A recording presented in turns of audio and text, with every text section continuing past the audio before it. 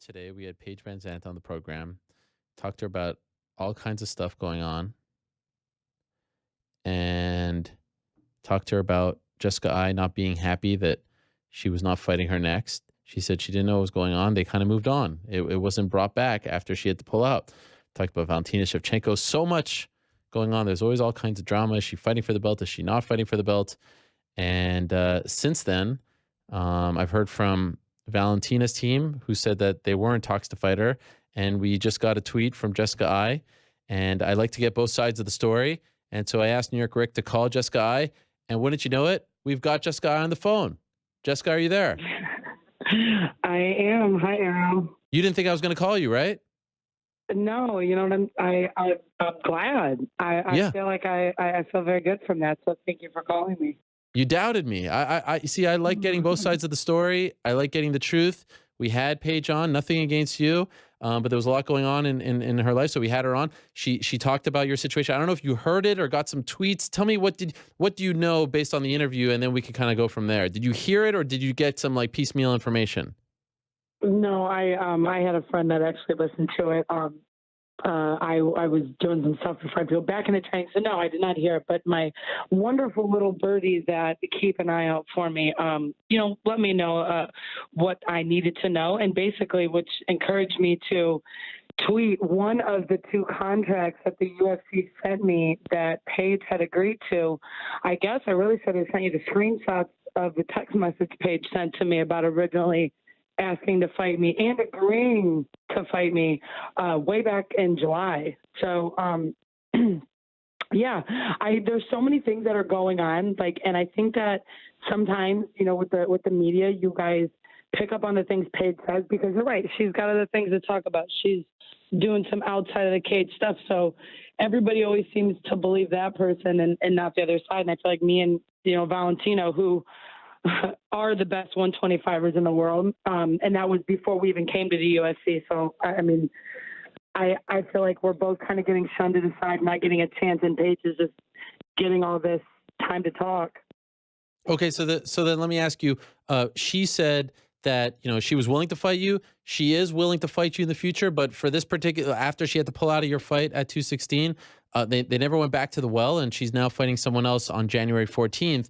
And you're saying, look, I have a contract here for January 14th. So what's the story that you were told? Why aren't you fighting Paige Vanzant next? Because Paige called Dana and asked to get out of the fight.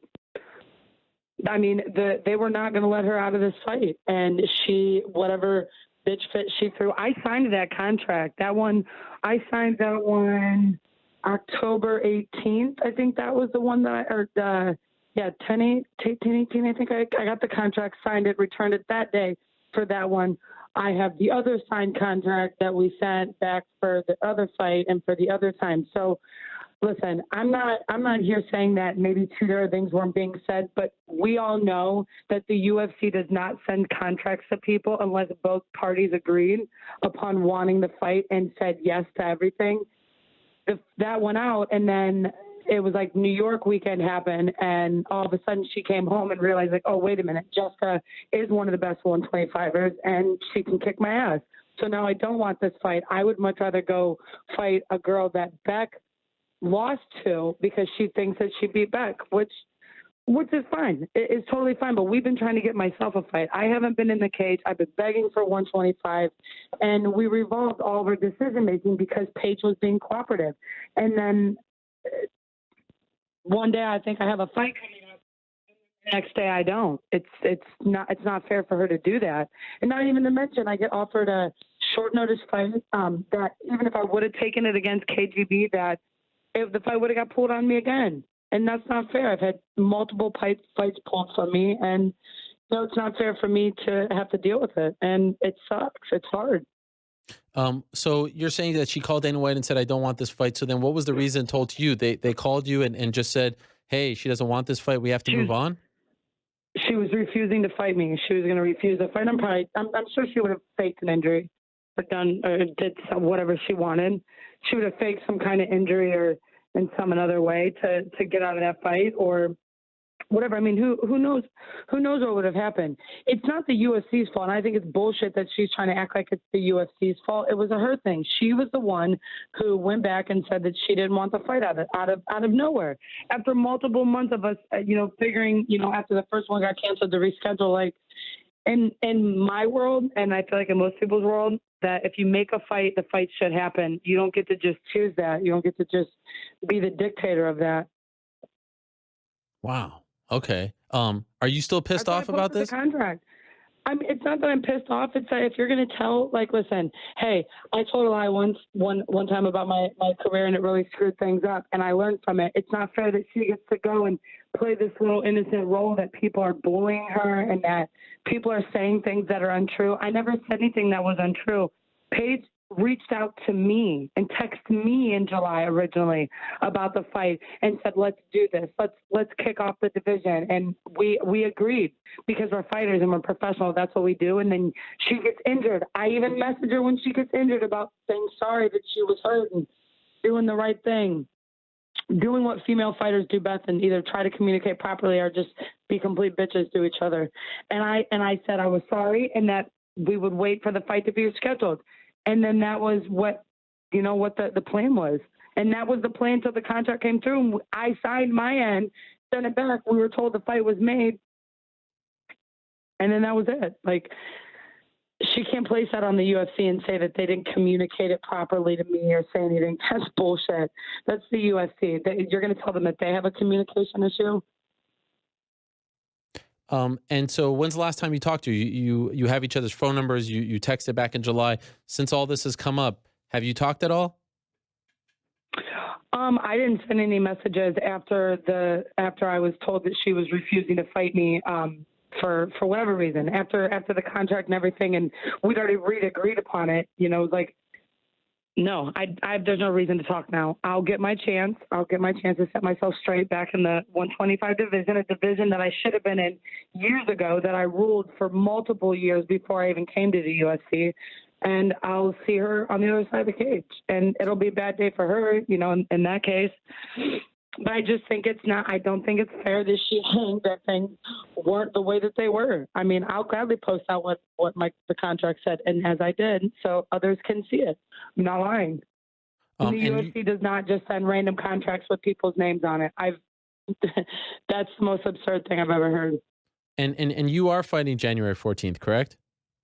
Yeah, right. Which is so freaking comical that we're both going to be now on the same card. Against Kalindra Faria? Australia.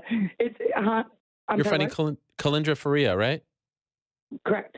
I don't know why it's not released. I don't know what. I mean, I've seen things that were out there, but yeah, both contracts were signed again on that one. Wait, what were you saying about Australia? Fight contract sent to me. Well, she said that she, wanted to fight on Australia card and, or wanted to fight in the Japan card. I was open for all those dates, and nobody else was. Strange. This is a strange story. This is one of the weirder ones. It's because it's one side trying to cover up, and anytime you try to cover up a lie, it sounds really awkward when someone comes out and says the truth. And I mean, hey, what better than for me to post the contract out? Again, Ariel, and all the true fans know, and all the and even the UFC knows, they do not just send random contracts with people's name on it unless both sides have already agreed upon fighting each other. This is not something I'm just randomly making up, or neither is the UFC. And have you moved on from her, or do you still want a chance to fight her? I want to fight at 125, and I have literally been begging Dana since last September when I lost in my hometown. As I said, please, if I'm gonna get any more chances to be in the UFC, can I please fight it at 125? The division I should be in. And, here we am. I'm getting to fight at 125. So, I mean, all bets are off now. I mean, I'll see her somewhere because we're both in this division now. What if you see her in St. Louis? Go up against girls like me and Valentino. I mean, listen, Valentina's a big 25er. She's like me. I'm a big 25er. We know how to make those cuts down. We weren't the biggest 35ers, but we're why this division needs to exist. Well, what do you think happens if you see her in St. Louis? Do you think you'll be able to be cordial?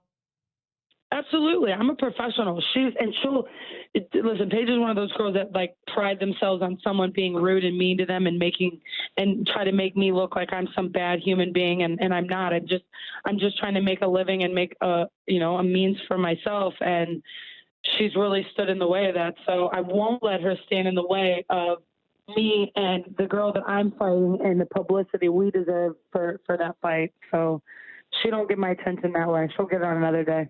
But believe me, Okay. she'll feel my presence. She'll feel my presence. It'll make Have her you comfortable. have you been watching Tough? Absolutely. I fought. I mean, I fought Barb Hunchak years ago, and Yeah, yeah, of yeah. course, it was who the number one seed was. So I wanted to see what was going to happen, and I've known of some of those girls, and I should have went into the house. I should have just, considering how the Aspen fight went, I should have just not. I should have chose that direction better. But I'm very proud of all the 25ers, and it's sweet. It's finally here. A lot of girls are very pumped that the 125 division is finally here. Me being one of the most. Yes. All right. Well, I appreciate you clearing the air here, Jessica, and I appreciate you actually reaching out, sort of via. You Yes. have my phone number too. You could text me. I'm always around. There's only love on this side of the table, contrary to what you may think. Great. Well, thank you for hearing my tweet and giving me a chance to talk and get this out to the fans. So thank you, and I'll see you guys all in January. Absolutely. Best of luck in training. Best of luck in the fight on January 14th. Thank you, Jessica. Thank you. Bye. How about that, Jessica surprise drop in, checking in. I mean, what better way on our Twitter exclusive segment to have someone tweet us saying they want to come in and clear the air?